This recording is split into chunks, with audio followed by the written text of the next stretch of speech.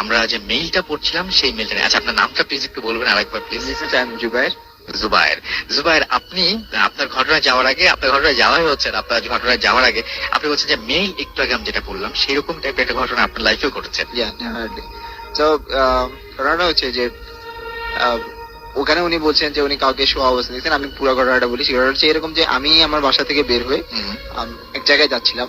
তো এটার ডিস্টেন্স খুব কম ছিল, খুব কম, যে রিক্সায় 10 টাকা ভাড়া। তো আমি রিক্সার জন্য দাঁড়াইছিলাম, কিন্তু রিক্সা না পাওয়ার কারণে আমি দেখলাম যেটা লোকাল বাস আসছে। তো আমি রাতে লোকাল বাসের মধ্যে উঠে গেলাম। তো ডেফিনেটলি বুঝতে পারছেন রাসেল ভাই যে ডিস্টেন্সটা 10 টাকা রিক্সা ভাড়া মানে কত কম ডিস্টেন্স। তো আমি বাসে উঠে সিটে বসলাম। সিটে বসার পরে আমি একটু আমার ডান পাশে যখন তাকালাম, ডান পাশের সিটে দেখলাম যে আরেকজন একটা ছেলে বসে আছে। তো আমি তার চেহারার দিকে অনেকক্ষণ তাকায় আছি, অনেকক্ষণ ধরে তাকায় আছি, কারণ আমার মনে হচ্ছে আমি ছেলেটাকে কোথাও না কোথাও দেখছি। আচ্ছা, কিন্তু কোথায় দেখছি আমি এটা মনে করতে পারতেছি না। আমি অনেকক্ষণ তার চেহারা দিকে তাকায় থাকা বলে আমি মনে করতেছি না কি। আমি আবার চিন্তা করলাম যে না, একজনের দিকে এতক্ষণ তাকায় থাকাটাও তো উইয়ার্ড, তাই না? সে কিন্তু আমার দিকে তাকাচ্ছে না। তো আমি বললাম যে ঠিক আছে, অন্যদিকে তাকায়। তো আমি বাসের জানলার দিকে তাকালাম আসল ভাই।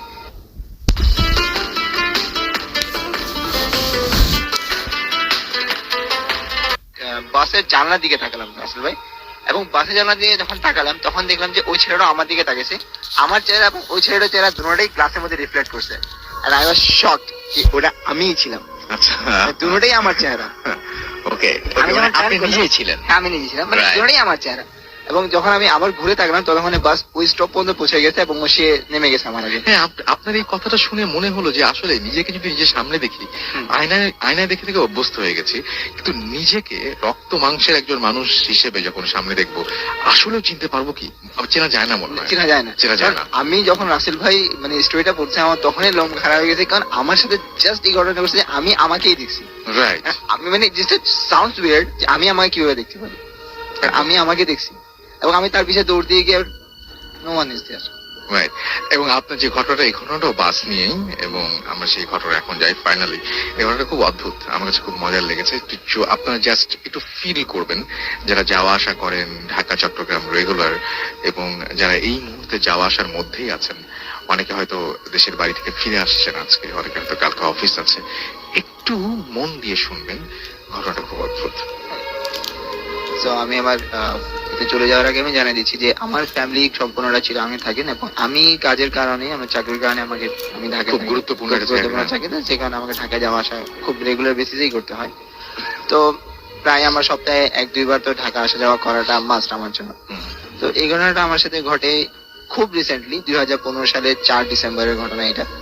আমি সেদিন যথারীতি গাড়িতে উঠলাম। গাড়িতে ওঠার পরে আমি যখন গাড়িতে বসলাম, আমার পাশে আরেকজন যাত্রী এসে বসলেন। স্বাভাবিকভাবেই যাত্রী এসে বসলো এবং সে বাস মানে আমাদের যাত্রা শুরু হওয়ার সাথে সাথে রাস্তা সে আমার সাথে কথা বলা শুরু করলো। কথা সিম্পল কথাবার্তা, মানে আপনার নাম কি, আপনি কোথায় চাকরি করেন, এইগুলি। আচ্ছা, কিন্তু বাসটা কিছুটা দূর যাওয়ার পরে আমার মনে হলো যে উনি অস্বাভাবিকভাবে মানে অস্বাভাবিক বাড়তি কথা বলতেছেন আমার সাথে। মানে আমার বাড়িতে কে কে আছেন, আমি কখন ঢাকা যাওয়া, অনেক খুব বেশি কিউরিয়াস, উনি খুব মানে পার্সোনাল এবং খুব ইনফরমেটিভ জিনিসপত্র আমার থেকে মানে বের করার চেষ্টা করতেছেন। তো আমি মানে ফার্স্টে বললাম যে না, খুব বেশি বাচাল টাইপের লোক, এবং আমি রাত্রেবেলা যদি জার্নি করে একটু ঘুম দিব বা গান শুনবো, সকালবেলা আমাকে জব করতে হবে এই জন্য। তো আমি ওইদিকে কেয়ার না করে আমি হেডফোন দিয়ে আমি শুয়ে পড়লাম। বাসের মধ্যে চোখ বন্ধ করে আমি ইয়ে করে আসি। তো কিছুক্ষণ পরে বাসের সুপারভাইজার আসলো, এসে আমাকে সে টিকিট নিয়ে আমাকে জিজ্ঞেস করছে আপনি কোথায় নামবেন। আমি বলে দিলাম যে আমি শ্যামলীতে নামবো। তো সুপারভাইজার বললো যে ওকে ফাইন, ঠিক আছে। তো আমি ওর সাথে সুপারভাইজারের সাথে কথা বলার জন্য আমার কানে হেডফোনটা খুললাম, তখনই লোকটা আবার কথা বলা শুরু করছে। আমার সাথে কথা বলা শুরু করছে, মানে খুব পার্সোনাল। এখন আমার যেটা আপনি শ্যামলী নামবেন, শ্যামলী থেকে কি আপনাকে কেউ নিতে আসবে, শ্যামলী যেখানে নামবেন ওখান থেকে আপনার বাসা কত দূর, ওখান থেকে কি আপনি রিক্সাতে যাবেন না আপনার গাড়ি আছে। তখন আমার মাথায় একটা জিনিস শুধু লাগলো যে এই লোকটা ডেফিনেটলি অজ্ঞান পার্টির কেউ, এবং ডেফিনেটলি অজ্ঞান পার্টির কেউ, এবং আমি যে নামবো সেটা আগে থেকে সে কিউ দিয়ে রাখবে তার টিমকে, আমি নামার সাথে তারা আমাকে অ্যাটাক করবে, এরকম কিছু আমি এটা। তো আমি আসলে তাকে বললাম যে শ্যামলীতে আমার ভাই আমাকে নিতে আসবে। কিন্তু আমি যেহেতু রাসেল ভাই এত বেশি যাওয়া আসা করি, কারো দরকার নেই। আর আমি একটা মানে যথেষ্ট বয়স হয়েছে যে আমি নিজে থেকে ট্রাভেল করতে হবে, কাউকে আমাকে পিক করতে আসতে হবে এটা সম্ভব না, কেউ কখনো আসবে। আমি আমার ভয়ের জন্যই বললাম যে আমার ভাই আসবেন আমাকে নিতে। এন্ড তো যথারীতি আমরা যখন যাত্রাবাড়ি পৌঁছে গেলাম, তখন যাত্রাবাড়ি পৌঁছানোর পরে আমি বাস থেকে মানে আমি উঠে বসলাম, উঠে বসার পরে কাঁধ থেকে হেডফোন করলাম, হেডফোন করার সাথে সাথে সেই লোকটা আবার আমার সাথে কথা বলা শুরু করছে যে চাঁদ শ্যামলী তো চলে আসছে, আপনি তো নেমে যাবেন, এরকম এরকম কথাবার্তা বলা শুরু করছে। তো আমি এখন সিরিয়াসলি ভয় পাচ্ছি। হ্যাঁ, ভয় এই জন্য না যে আমি এটাকে আত্মা বা ওই টাইপের কিছু না, আমি ভয় পাচ্ছি যে কারণ সে আমার কোনো ক্ষতি করবে, ফিজিক্যালি আমার ক্ষতি করতে পারে, আমার সাথে কিছু অ্যামাউন্ট ছিল সে আমার ক্ষতি করতেই পারে। তো আমি মানে জানলার বাইরে তাকায় আছি, কোনোভাবে ওই দিকে কনসেন্ট্রেট করার চেষ্টা করতেছি না। তো আমাদের গাড়িটা আসাদ গেট ক্রস করতেছে রাশিদ ভাই। তো তখনই আমি দেখলাম যে আমার ভাই ওখানে নিচে দাঁড়ায় আছে, মানে আসাদ গেটে মোড়ে আমার ভাই দাঁড়ায় আছে। আচ্ছা, তো আমি কোনো কিছু চিন্তা করলাম না যে ভাইয়া এখানে কেন, বা এরকম কিছু চিন্তা করলাম তাকে না খবর না দেওয়ার কারণে সে তারপরেও সে এখানে কেন কেন, বা আমি এরকম কিছুই চিন্তা করিনি। আমি জাস্ট উঠলাম, আমার ব্যাগটা উপর থেকে নিলাম এবং আমি সাথে সাথে বাস সুপারভাইজার কাছে কি বলছি, বাস থামান, আমি এখানেই নেমে যাবো। সুপারভাইজার আমাকে নামাই দিল, ওখানে নামাই দেওয়ার পরে আমি দেখলাম যে ভাইয়া দাঁড়াচ্ছে। আমার মনে এখন একটু শান্তি যে যাক ভাইয়াকে খুঁজে পেয়েছি, ভাইয়াকে পেয়েছি। তো আসলে তখনও ফজরের আজান হয়নি, কিছুটা সময় ফজরের আজানের জন্য বাকি ছিল। তো আমি ভাইয়ার কাছে গেলাম, ভাইয়ার কাছে গিয়ে বলছি ভাইয়া চলো বাসা যাই। তো ভাইয়া বললো চল। ভাইয়া চল বলে আমার হাতটা ধরলো এবং হাত ধরে ভাইয়া আসাদ গেট থেকে শ্যামলির দিকে না গিয়ে ভাইয়া আসাদ গেট থেকে ধানমন্ডির দিকে হাঁটা শুরু করছে, মানে ঠিক অপোজিট রোডে। তো প্রথমে আমি চিন্তা করলাম যে হয়তো ভাইয়ার কোনো কাজ আছে ধানমন্ডিতে, আর ভাইয়া ক্রিকেট খেলতে পছন্দ করেন, হয়তো খেলতে যাচ্ছেন, ক্রিকেট খেলতে যাচ্ছেন, তাই আমাকে ওই দিকটা নিয়ে যাচ্ছেন। তো কিছুটা দূর, আমি কিছুটা বেশি না সামান্য কিছুটা হাঁটার পরে আমি চিন্তা করলাম যে না, আমি টায়ার্ড আছি, বাসায় গিয়ে একটু ঘুমালে আমার খুব ভালো হয়। তো আমি ভাইয়াকে বললাম যে ভাইয়া আমি বাসায় যাই, তুমি তোমার কাজ শেষ করে আসো। ভাইয়া কোনো রিপ্লাই করেনি। আমি ভাবলাম যে হয়তো ভাই শুনেনি। দেন আমি আবার রিপিটেড সেম কথা যে ভাইয়া তুমি যাও, আমি বাসায় চলে যাচ্ছি, তুমি তোমার কাজ শেষ করে আসো। ভাইয়া কোনো আনসার করে না। এরকম কন্টিনিউসলি আমি 3-4 ভাইয়াকে বলার পরে ভাইয়া কোনো আনসার করে না। Now I feel something weird is going on. এবং আমি ভাইয়ার হাত থেকে নিজের হাতকে ছাড়ানোর চেষ্টা করতেছি, কিন্তু আমি কোনোভাবে ভাইয়ার হাত থেকে নিজের শক্ত করে ধরে আছেন। এরকম না রাস্তা যে খুব শক্ত করে ধরেছে, জেনারেলি উনি ধরে আছে, কিন্তু আমি আমার হাতটা ছাড়াতেই পারতেছি না। আচ্ছা, আমি অনেকক্ষণ ধস্তাধস্তি প্রায় করতেছি ওনার সাথে, কিন্তু উনি ওনার মতো করে হেঁটেই যাচ্ছে আমার হাত ধরে। তো আমি ওনাকে বললাম, উনি হঠাৎ করে আমার দিকে ঘুরে গেল, ঘুরে বললো যে তুই আমার সাথে যাবি না, তুই কি আমার সাথে যাবি না? তখন আমি দেখলাম যে ভাইয়া কখনো আমার সাথে এভাবে কথা বলেন না, এবং আমি খুব শক্তি নিয়ে, আমি খুব শক্তি নিয়ে হাতটা টানলাম এবং আমার মনে হলো যে আমার শক্তি না, উনি নিজেই আমার হাতটা ছেড়ে দিল। আচ্ছা, এবার আমি খুব জোরে ফুটপাতের উপর পড়ছি। এরপর যত সম্ভব রাসেল ভাই যে আমি অজ্ঞান হয়ে গেলাম। অজ্ঞান হয়ে যাওয়ার পরে কিছুক্ষণ পরে আমার জ্ঞান ফিরছে। কিছুক্ষণ পরে আমি এই জন্য বলতেছি রাসেল ভাই, কারণ আমি যখন আমার জ্ঞান ফিরে তখন আমি ফজরের আজান স্পষ্ট শুনতে পাচ্ছি। আচ্ছা, এবং দ্য উইয়ার্ড থিং যে আমার মনে হচ্ছে যে আমি রিক্সা জাতীয় কোনো কিছুতে আছি, রিক্সা জাতীয় কোনো কিছুতে আছি। আপনার জ্ঞান ফিরে আপনি রিক্সাতে আছেন? মানে আমি ঠিক আমার রিক্সাতে আছি কিনা এটা জানি না, বাট রিক্সা জাতীয় কিছু একটা যেটাকে প্যাডেল দিয়ে চালাচ্ছে। এবং যে প্যাডেল দিয়ে চালাচ্ছে উনি আর কেউ নয়, আমার যে ভাইকে আমি দেখছি তার বাবা। আচ্ছা, এবং আমার পাশে ওই ভাইটা হাঁটতেছে, মানে ওই ভ্যান বা রিক্সা বা হোয়াট এভার যেটাই ছিল ওটার পাশে আমার ভাই হাঁটতেছে। এবং তিনি খুব মানে মানে কিউরিয়াসিটি নিয়ে আমার যে কি রে তোর কি হলো, তুই পড়ে গেলি কেন, অজ্ঞান হয়ে গেলি কেন? হ্যাঁ, কিন্তু আমি আমার তখন মাথায় মানে আসছে যে আরে এটা তো ভাইয়া না, ভাইয়া তো আমার সাথে কখনো এরকম করবে না। তো আমি ওনাকে বললাম যে না তুমি আমার ভাই না, আমি তোমার সাথে কথা বলবো না, তুমি আমার সাথে কিভাবে এরকম করলে? তো উনি আমাকে ধরার চেষ্টা করছে আবার, কিন্তু আমি ওনাকে লাথি মারার চেষ্টা করি, বারবার লাথি দিয়ে যাচ্ছি ওনাকে। তো এরকম করতে করতে আমি আবার মনে হয় অজ্ঞান হয়ে গেছি আসলে। এরপর যখন আমার জ্ঞান ফিরে সেটা হচ্ছে 5 ডিসেম্বর সকাল 10টা-11টার দিকে আমার জ্ঞান ফিরে, তখন আমি বাসায়। যখন আমার জ্ঞান ফিরে আমি আমার খালাকে জিজ্ঞেস করি, ভাইয়াদেরকে জিজ্ঞেস করি যে কি মানে আমার সাথে কি হলো। তো ভাইয়ারা বললো যে তোকে তো আমরা শ্যামলী দিকে অজ্ঞান অবস্থায় পেয়েছি।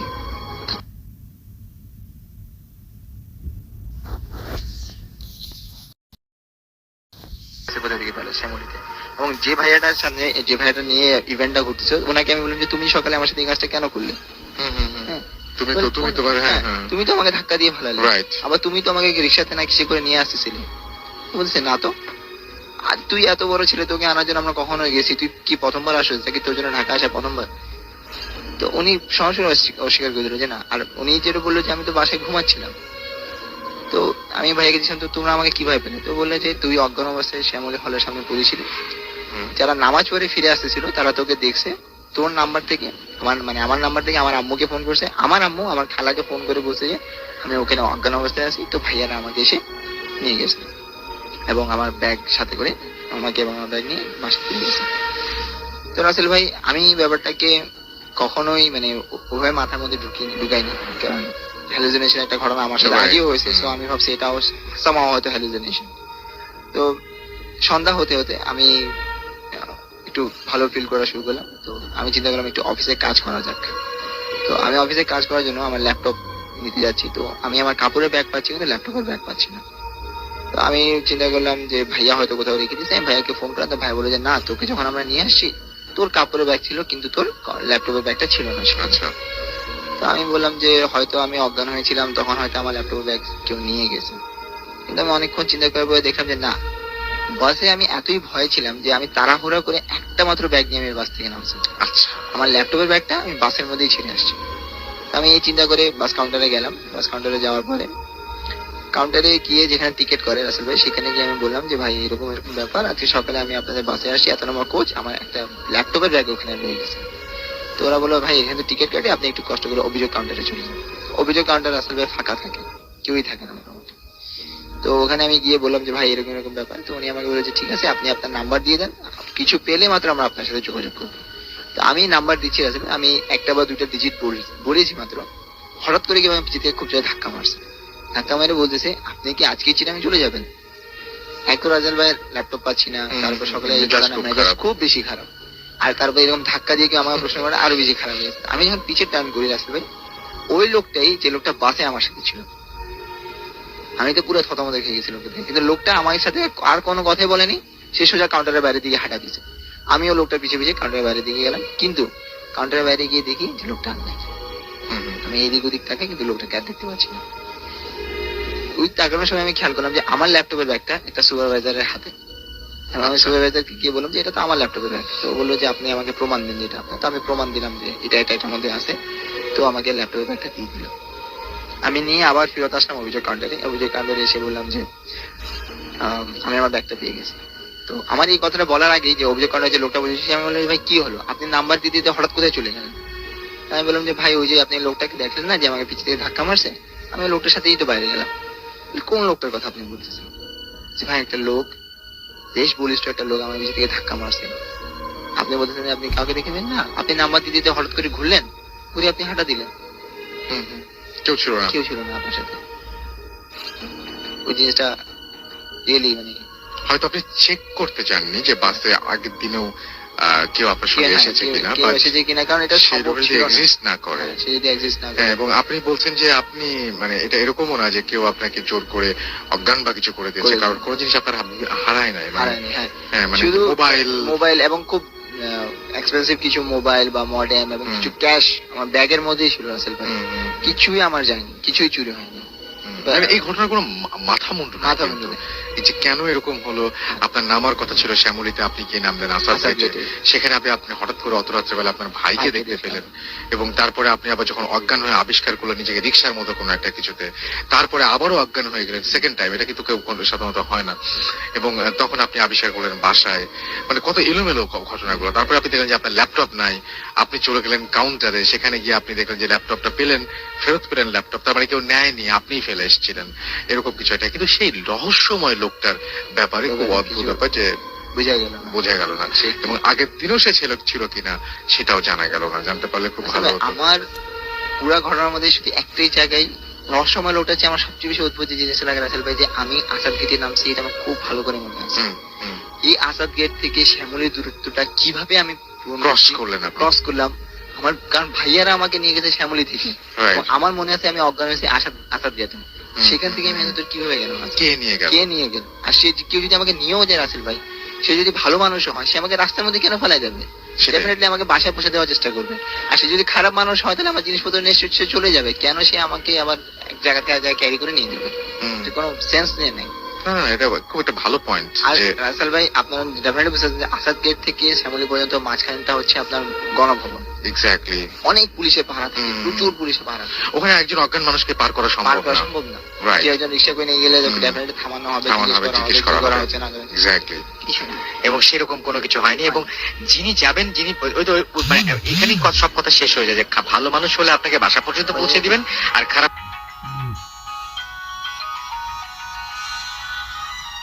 মানুষ হলে আপনার সবকিছু নিয়ে তারপরে আপনাকে ছাড়বেন। সো এটা খুবই মানে খুবই অদ্ভুত ব্যাপার। এবং আপনার পুরোপুরি মনে আছে যে আপনি আসাদ গেটে অজ্ঞান হয়েছিলেন। ওকে, আসাদ গেট নিয়ে আসলে অনেক ঝামেলা আছে, আমরা শুনেছি। শ্যামলী নিয়েও আছে, কিন্তু আসাদ গেটের তুলনা হয় না এই সমস্ত ব্যাপার নিয়ে। আপনি বলছিলেন কয়েন নিয়ে একটা ঘটনা, কি ঘটনা সেটা একটু শুনবো, একটু কাছ থেকে বলতে হবে প্লিজ সবাই। একজন কাজিনের ব্যাপারে, আমাদের ফ্যামিলি রিলেটেড আত্মীয় হয়, আমাদের কাজিন, তার কাছে মানে তাকে তুলে নিয়ে যাওয়া হয়েছিল। তুলে নিয়ে যাওয়ার পরে তার খোঁজ পাওয়া যাচ্ছিল না।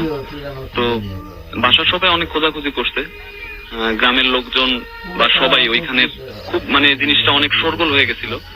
তো সবাই খুব মানে খোঁজার জন্য ব্যস্ত ছিল। তো একটা পর্যায়ে তাকে না পাওয়ার পরে তো ওইখানে স্বাভাবিকভাবে গ্রামে যেরকম হয় হুজুর, ওঝা বা এই ধরনের তাদের কাছে যাওয়া হয়।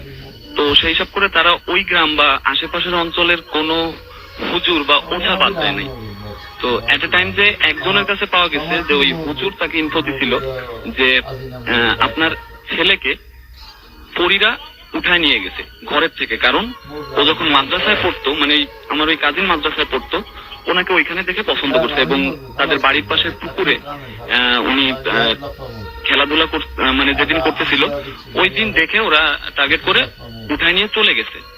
তো ওই হুজুর বলছিল যে তোমরা 3টা জায়গায় খোঁজ নিও, ঠিক 3 দিন পরে তো এই 3টা জায়গার যে কোনো একটা জায়গায় পাওয়া যাবে। আচ্ছা, 3টা জায়গা ছিল আপনার, একটা ছিল বাঁশঝাড়, আরেকটা ছিল হচ্ছে আপনার নদীর পাড়, ওর সাইডেই নদী আছে, আরেকটা ছিল হচ্ছে আপনার গাছের উপরে তেঁতুল গাছ, একটা বড় তেঁতুল গাছ ছিল ওই এলাকারই। তো ওইখানে তো 3 দিন যখন তারা অপেক্ষা করলো, 3 দিনের দিন বাসার সবাই অ্যালার্ট, মানে এই 3টা জায়গায় লোকজন সব ভিড়ভাট্টা। তো নদীতে ওই দিন সকালে নদীতে একজন লোক দেখতে পায় ওই এলাকারই, যে ছেলেটা দাঁড়ায় আছে এবং এক হাতে মানে দূর থেকে উনি বুঝতে পারছেন যে এক হাতে বল আকৃতির কিছু। যখন সামনে গেছে তখন দেখতে পারছে ওইটা একটা মিষ্টি, এবং বাম হাতে দেখতে পারছে 2টা কয়েন। ওইটা হলো একদম কাছে যে তারপরে, কিন্তু উনি যখন 1 হাত কি 2 হাত দূরত্বের কাছে ছিল তখন ওই ছেলেটা বলতেছে, ওর বয়স ছিল তখন 7 কি 8, তো বলতেছে আমার ভাই যে কাছে আসিস না, সমস্যা আছে। আচ্ছা, তো ওই লোকটা ওই জিনিসটা আর কেয়ার করেনি, মানে সে অনেকটা খুশি হওয়ার মতো তাকে যে জড়ায় ধরছে। জড়ায় ধরার সাথে সাথে সে অজ্ঞান হয়ে গেছে। কি অজ্ঞান হয়ে গেছে? এই সেই আমার ভাই, মানে যাকে তুলে নিয়ে হ্যাঁ, গেছিল সে অজ্ঞান হয়ে গেছে। এবং সবচাইতে মজার ব্যাপার হচ্ছে উনি অজ্ঞান হয়েছিলেন টোটাল 3 দিন। 3 দিন, পুরো 3 দিন। এবং ওই 3 দিনে ওনার হাত থেকে ওই কয়েন এবং মিষ্টি কেউ আলাদা করতে পারেনি। কয়েনটা কি খুব সাধারণ কয়েনের মতো না, ছিল? কয়েনটা টোটালি সাধারণ কয়েনের মতো ছিল না। এবং কয়েনের ব্যাপারে আরেকটা কথা, ওই 3 দিন পরে উনি যখন রাত্রেবেলায় উঠছে, মানে মা বলে চিৎকার করে উঠছে, তখন উনি শুধু 2টা কথা বলতেছিল, যে প্রথমটা হচ্ছে আমি তোমরা কারা, সেকেন্ড কথাটা হচ্ছে আমার সেই ফুলের বিছানা কই। আচ্ছা, এই কথা বলতে বলতে সে আবার মানে ঘুমায় দেওয়ার মতো একটা পরিস্থিতি। তো তারা হুজুরের কাছে আবার যায়, হুজুরের কাছে গিয়ে জিজ্ঞাসা করে প্রতিকার কি। তো হুজুর যেটা বলে সেটা হচ্ছে ওকে নিয়ে ঘুম পাড়ায় নিয়ে যাওয়া হয়েছিল এবং ওইখানে ও একটা ঘোরের মধ্যে ছিল এবং এই ঘোরটা কাটতে একটু সময় লাগবে। কয়েনের ব্যাপারটা আসি, কয়েনটা ওই ওর ঘোরটা যখন আস্তে আস্তে কাটে তখন ওইটা নিতে পারেনি হাত থেকে। ঘোরটা যখন আস্তে আস্তে কাটে তখন ওই কয়েনটা নেওয়া হয়। আচ্ছা, নেওয়া হয় এবং হুজুর বলে ওকে ওইখান থেকে অন্য কোথাও পাঠায় দিতে। তো পরে ভাইকে ঢাকায় পাঠায় দেওয়া হয় এবং কয়েনটা নিয়ে ওনার আম্মা মানে ঘরের একটা সেফ জায়গায় রেখে দিছিল। তো পরের দিন সকাল উঠে দেখে ওই 2টা নাই এবং ওটা টোটালি ডিসঅ্যাপিয়ার হয়ে গেছে। ওকে, থ্যাংক ইউ সো মাচ। এই ছিল আপনার ঘটনা, রাইট? এবং তারপরে তার কোনো সমস্যা হয় নাই? হ্যাঁ, এইটুকু বলি যে সে যখন মানে ওইখানে ওর পরের দিনই পাঠায় দেওয়া হয় না, যেহেতু ওই যে বললাম আপনাকে যে ঘোরের মধ্যে ছিল।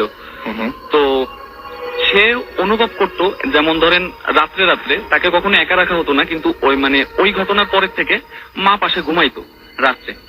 তো রাত্রে নাকি সে উঠে একা একা অন্ধকারে কারোর সাথে মারামারি করতো, মানে কোন একটা ছায়া বা অভাব জাতীয় কিছু একটা, তার মা যেটা বলছে যে ছায়ার মতো তার সাথে মারামারি করতো। এবং এট এ টাইম সে বলতো যে আমি যাব না, এরকম করে চিৎকার করে বলতো আমি যাব না, এবং বলতে বলতে সে ওইখানে অজ্ঞান হয়ে যাইতো। তো এই জিনিস চিন্তা করার পরে খুব শিগগিরই হয়তো 1 মাস বা 1.5 মাস টাইমের পরে তাকে ঢাকায় পাঠিয়ে দেওয়া হয়। তো ঢাকায় যেও সে ফিল করতো সে খাট থেকে অনেকটা উপরে, অনেকটা উপর হয়ে গেছে এবং সেটা ঘুমের মধ্যে বুঝতে পারতো।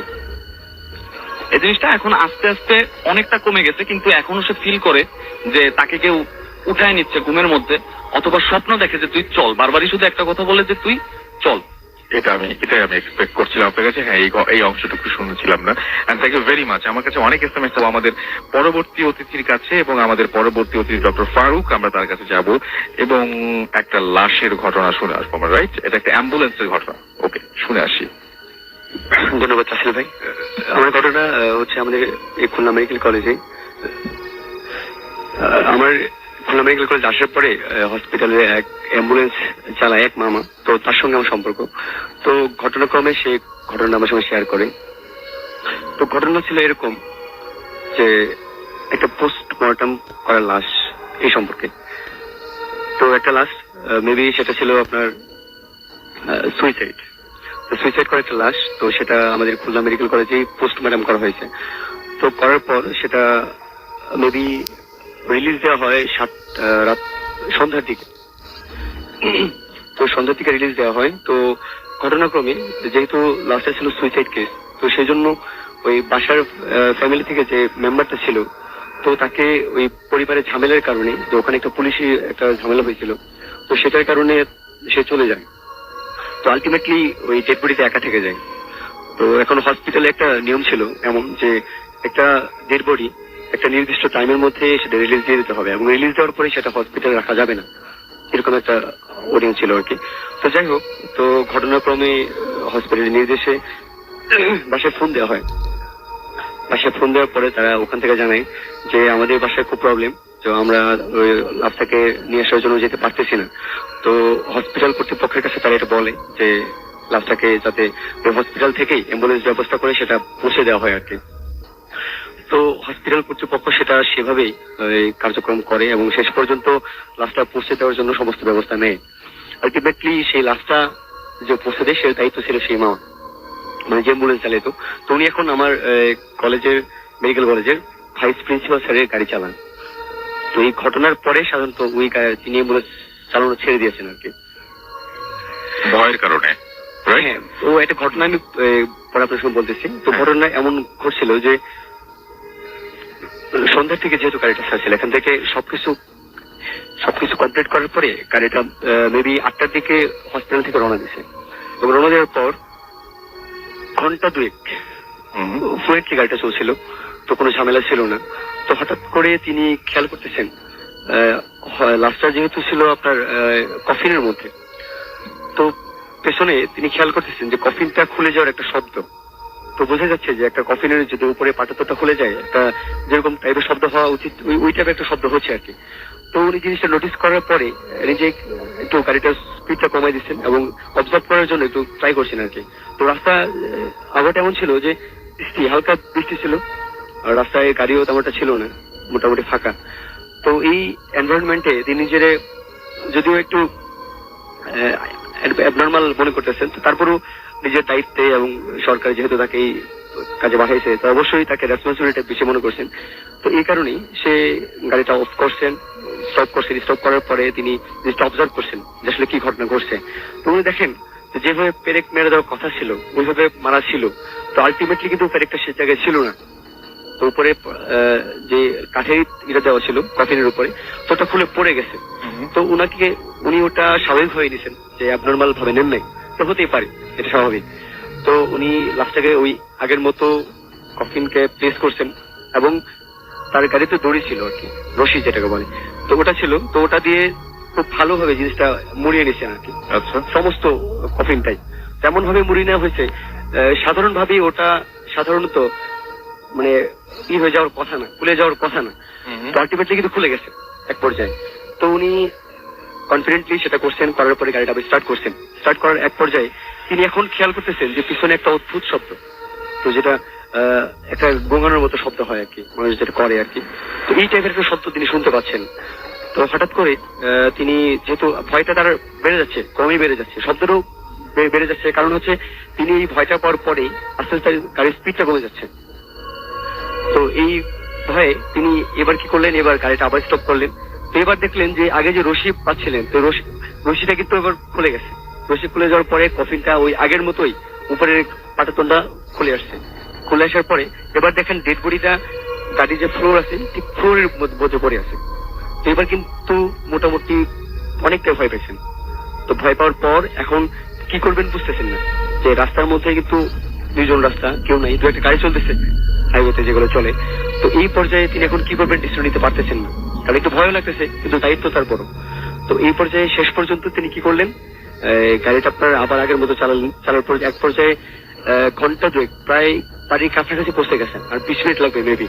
তো এই মুহূর্তে তিনি নোটিশ করতেছেন তার তিনি যে সিটে বসছেন তার পিছনে একটা ধাক্কা লাগতেছে, মনে হচ্ছে যে কেউ তাকে ধাক্কা দিচ্ছে। আচ্ছা, তো এই পর্যায়ে তিনি নিজেকে আর কন্ট্রোল করতে পারেন নাই শেষ পর্যন্ত, এবং ধাক্কাটা এমন ভাবে আসতেছিল যে তাকে মনে হচ্ছে যে ফেলে দিবে আর কি গাড়ি থেকে। বুঝতে পেরেছি। তারপরে তো তারপরে সে ওই একই অবস্থায় সে বাড়ি 20 মিনিট আগে আর কি, তখন কাঁচা রাস্তায় ঢুকছে আর কি, গ্রামে যাবে এই অবস্থায়। তো তার সেন্স মোটামুটি সেন্সলেস হয়ে গেছে। তো তিনি গাড়িটা প্রেস করতে পারেন এই রাস্তার মধ্যে, তিনি পড়ে গেছেন রাস্তা থেকে, ওই দরজা থেকে পড়ে গেছেন। এবং সকালে যখন গ্রামের লোকজন আসে তো এসে দেখে যে লাশটা মাটিতে পড়ে আছে, গাড়ি থেকে মাটিতে পড়ে আছে, এবং তিনিও ওই রাস্তার ধারে পড়ে আছেন। আচ্ছা, তো গ্রামের লোকজন সকালবেলা উঠে তো তাকে ওইভাবে যখন সেন্স ফিরে আসছে তখন তার কাছে ঘটনাগুলো শুনছেন। তো শোনার পরে ওই ডেড বডি যে ছিল তাদের কাছে ছিল, তো তাদের কাছে হস্তান্তর করে দেওয়া হয়েছে, এবং শেষ পর্যায়ে তিনি ওই সুস্থ হয়ে ফিরে আসছেন। এবং সেদিনকার পর থেকে তিনি আর ওই হসপিটালের অ্যাম্বুলেন্সের দায়িত্ব থেকে মোটামুটি অবসর নিয়েছেন আর কি। এখন তিনি আমার ভাইস প্রিন্সিপাল স্যারের গাড়ি চালান। অনেক ধন্যবাদ আপনাকে। আমরা চলে যাবো ছোট ভাই, আমরা চলে যাবো আমাদের পরবর্তী অতিথির কাছে। আপনার নামটা প্লিজ একটু বলবেন, তারপরে আপনার ঘটনা আমরা শুনবো। হ্যাঁ লিসনার্স, আমি মোহাম্মদ হুমায়ুন কবির, খুলনা মেডিকেল কলেজ থেকে আসছি। শুনি আপনার ঘটনা। ঘটনায় চলে যাচ্ছেন। জি প্লিজ। আমার ঘটনাটা ঘটছিল আমার আম্মুর সাথে, আম্মুর মুখেই শোনা। আমার জন্মের আগে আমরা 3 ভাই, আমার 2 ভাই তখন জন্ম নিছে, আমার জন্ম হয়নি। তো আম্মুর মুখে শোনা এবং আম্মুর নিজের সাথে ঘটা ঘটনাটা। আচ্ছা, আমাদের যে বাড়িতে আমরা এখন থাকি, বাড়িটা বেশ 3-4 বছর 5 বছর পর্যন্ত খুব অব্যবহৃত হয়ে পড়ে থাকার কারণে ওখানে চুন সুরকি এই যে দেওয়ালগুলো গাঁথনি ছিল, যার কারণে ওই ছোট ছোট বট গাছগুলো দেওয়ালে হয়ে যায় এবং দেওয়ালগুলো অনেক ফাটল ধরে বড় বড়। তো এই ফাটল ধরার পরে 3-4 বছর পরে যখন আব্বু আম্মু এবং আমার 2 ভাইকে নিয়ে ওই বাড়িতে বসবাস শুরু করে, তখন আমাদের সেই বাড়িতে তখন 2টা রুম ছিল এবং 2টা ছিল শোয়ার ঘর, একটা ছিল হচ্ছে কিচেন, রান্নাঘর আর কি। তো ওই বাড়িতে আম্মু থাকতো, আব্বু বেশ রাত করে বাড়িতে আসতো। তখন আম্মু একা যখন বাড়িতে থাকতো, 2 ভাই ঘুমাতো। তো আম্মু শুনতে পাইতো যে কিচেনের ভিতরে যদি অনেকগুলো প্লেট, তারপরে যে বোল, তারপরে ড্রেস গুলা যদি সাজায় রাখে ফেলে দেওয়া হয়, তাহলে যে শব্দগুলো হয়, এই ধরনের শব্দ হইতেছে, মনে হইতেছে কেউ ফেলাই দিচ্ছে। কিন্তু আসলে আম্মু যখন দরজা খুলে কিচেনে ঢুকে তখন দেখে যে আসলে সবগুলো ঠিক আছে। তারপরে হঠাৎ করে যে শুনতো যে আমাদের বারান্দা উঠান ঝাড়ু দেওয়ার মতো একটা আওয়াজ। আম্মু বাইরে গিয়ে দেখে কোনো আওয়াজই নাই, মানে কিচ্ছু নাই, শুধু আওয়াজই শোনা যাইতেছিল, বাইরে গিয়ে দেখে কিচ্ছু নাই। এইভাবে যে সাপে যে একটা আওয়াজ করে, ফোঁস ফোঁস করে যে আওয়াজটা করে, এরকম একটা আওয়াজও তখন হইতো।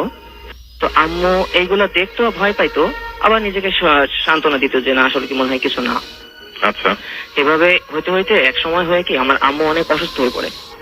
এমন অসুস্থ যে ওষুধ ডাক্তার দেখানো হতো, ওষুধ খাইতো, কোনো ওষুধেই কাজ হইতো না, সবকিছু বমি হয়ে উঠে যাইতো।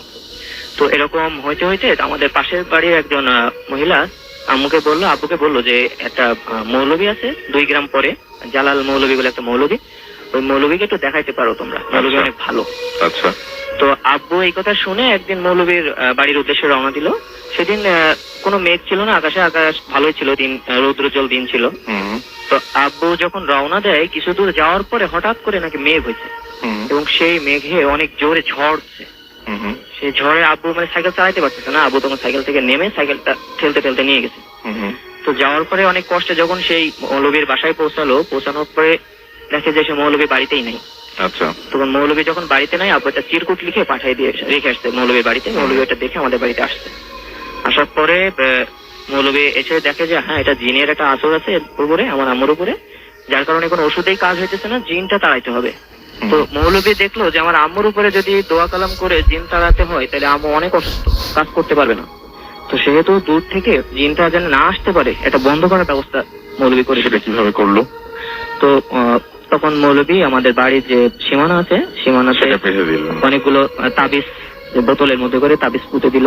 দেওয়ার পরে আমার আম্মু তো কিছু খাইতো না, এই কথা শুনে মৌলবী তখন আম্মুর জন্য এক প্লেট ভাত নিয়ে আসতে বললো এবং দুধ, মানে 1 কাপ দুধ একেবারে ভালোভাবে জ্বালানো, কোনো পানি ছাড়া, এই দুধ আর এবং পুরানো যে তেঁতুল থাকে বাড়িতে, এই তেঁতুল সবগুলো মাখায় মৌলবী নিজে হাতে মাখালো এবং অনেক দোয়া দরুদ করলো, করে আমার আম্মুরে খাওয়ালো। তো যে আম্মু কিছু খাইতে পারতো না, এর আগে মানে বমি হয়ে উঠে যাইতো, তিনি তখন ওই খাওয়ার খাইলেন এবং পুরোটাই খাইলেন। আচ্ছা, তারপরে মৌলবী বললো যে হ্যাঁ এবার এখন সুস্থ আছে আর জিন আসর করতে পারবে না, তুমি ওষুধ ডাক্তার দেখাতে পারো। তারপর মুখে ডাক্তার দেখানো হলো। তো ইতিমধ্যে যখন অনেক দিন চলে গেল, খুব ভালোভাবে গেছে, সমস্যা হয় নাই। আমাদের বাড়িটা রিপেয়ার করার জন্য রাজমিস্ত্রি কাজে লাগানো হয়েছিল। তো রাজমিস্ত্রি কাজ করার সময় সে সচরাচর থাকতো না, হঠাৎ করে একদিন সে আমাদের রাত্রে আমাদের বাড়িতে থাকলো। বাড়িতে থাকার জন্য তার যে বারান্দাটা চালির ব্যবস্থা করে সেই বারান্দায় তাকে রাখা হয়েছিল। তো ওই চালিতে একদিন রাত্রে সে শুয়ে দেখছে যে 2টা পা এবং 2টা হাত দুইটাই তার চালির সাথে লাগানো, এবং একটা মহিলা, মানে শেপটা মহিলার মতো, সে তার লম্বা চুলগুলো ছাড়াই দিয়ে এইভাবে মানে মিস্ত্রির উপরে তার চুলগুলো বোলাই দিচ্ছে, তার 2 হাত 2 পা 2টা চালির উপরে। মিস্ত্রি থেকে এরকম একটা দৃশ্য দেখে মিস্ত্রি তো মানে প্রচুর ভয় পেয়ে গেছে এবং চিল্লাচিল্লি শুরু করেছে। করার পরে আব্বু এসে বাইরে আসা করে মিস্ত্রিকে উঠালেন এবং পানি খাওয়ালেন, যে হুজুরের পানি ছিল সেটা খাওয়ালেন। মিস্ত্রি অনেক ভয় পেয়ে গেছিল, অনেক কাঁপাকাঁপি করছিল, অনেক ঘাম ছিল। তো এটার পর থেকে সেই মিস্ত্রি আমাদের বাসাতে অনেক দিন তার কাজ করানো হয়েছে এবং সে কোনোদিনও আমাদের বাড়িতে আর রাত যাপন করেনি। এই পর্যন্ত আমরা তাকে এখনো পর্যন্ত কখনো আমাদের বাড়িতে তার রাত যাপন করতে দেখি নাই, বা তার যতই বলি না যত রাত হোক সে বাড়িতেই রওনা দেয়। এখন কি আপনাদের বাসায় কোনো